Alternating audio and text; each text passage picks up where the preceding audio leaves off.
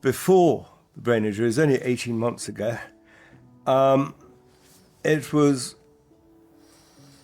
carrying on pretty much as it looks today, but organised and beautifully put together. Life was, well, it was very busy. We had a travel business. We were sending clients on sort of designed trips to South America. We were beginning to think about sort of retirement plans. Life looked good, and things looked rosy, and then wham, this happened. We'd flown to Thessalonica.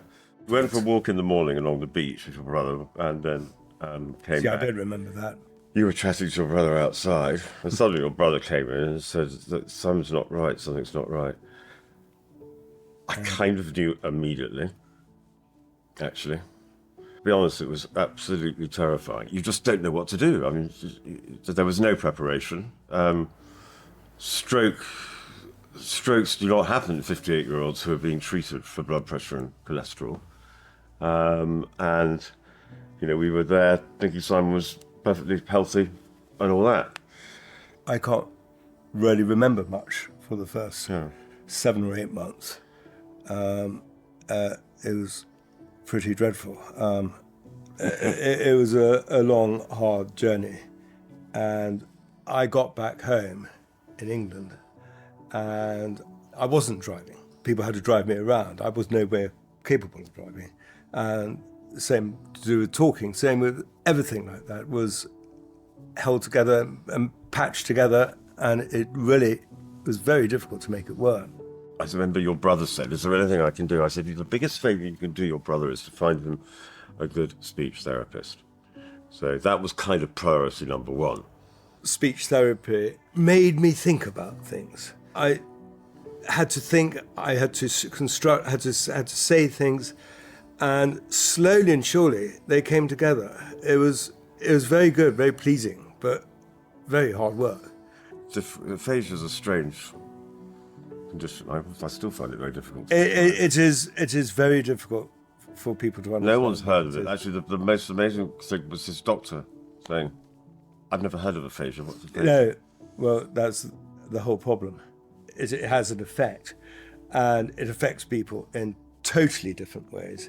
Apart from being hard work, it actually forces you into a situation. You are forced. Improvement is forced on you. You do improve, and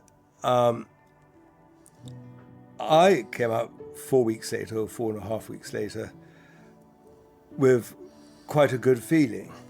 When I had my stroke, they gave me a group of tasks, a set of tasks, which I had to do. Go to the kitchen, make a cup of coffee, that sort of type. Good memory.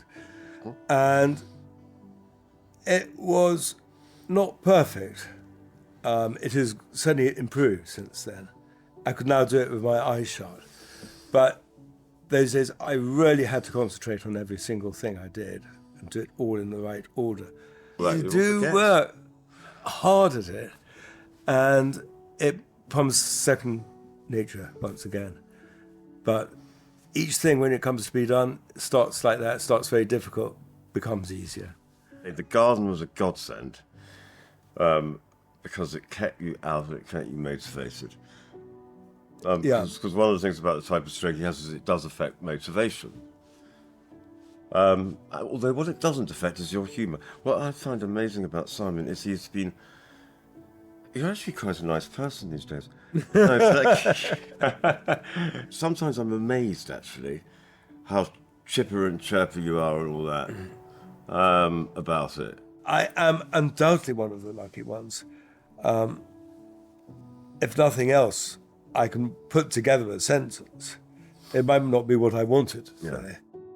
Headway have provided us with more continuity. So they've been on. We've decided to rename it a voyage now. A voyage of discovery. We've decided that's a little bit more upbeat. Headway is the organisation which is responsible for putting you right. They force you onto a journey which makes it better. Headway basically got Simon out of bed, right? Yes. Would be sort of metaphorically speaking. Yes. Art therapy is, it is a very, it's very helpful. People have a brain injury, and it is kind of Simon's thing actually, and that's what's really good. It's like joining a family. It brings you together with a group of people, and you don't have an awful lot in common with beforehand, but you're thrown together. You're all asking for the same leads, or it's difficult to say. Then what? Yeah, the same leads, same heads on it. You've all got a similar goal, is that? Yes, Yeah. you all got a similar goal. That's exactly it, and it works well. And sometimes you produce beautiful art. Sometimes you produce less beautiful art. It doesn't really matter though. Headway somehow I seems more omnipresent because they've also got another bit for me, carers, which helped me quite a bit. Yeah. There's knowing that Simon's had somewhere to go to. Okay, something that itself is supportive. There are members of the group that I've been able to talk to as well. I felt that Headway had really brought Simon back to life, to be honest. I mean, not back to life, because you weren't Lazarus, but they, it's the most meaningful thing that has happened since Simon's stroke is the art therapy, unequivocally. And he always remembers now, it's Wednesday, he knows. Sometimes he's a bit disappointed because he thinks it's Wednesday on a Tuesday. Well, wait another 24 hours. But he's not going to miss it, even if he's got a hangover. So, and it's great to see that, actually. I've learned that at the end of the day, you get an awful lot really from engaging. Well, we've always been quite social, but engaging with other people. Don't box yourself in, and because there's always going to be a way forward. There's always a way around these things. I think that's important that you can find. It can happen to anyone, and it does, and it happens in different ways and to different effects and different different severity.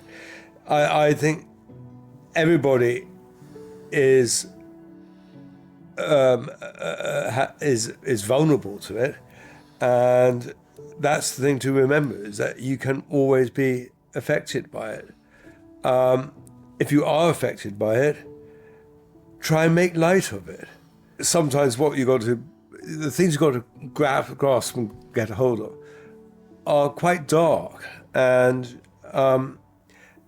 the best way to overcome that is a certain lightness of approach. I think Headway's a fantastic organisation. Yes, yeah. I mean, I would agree with that.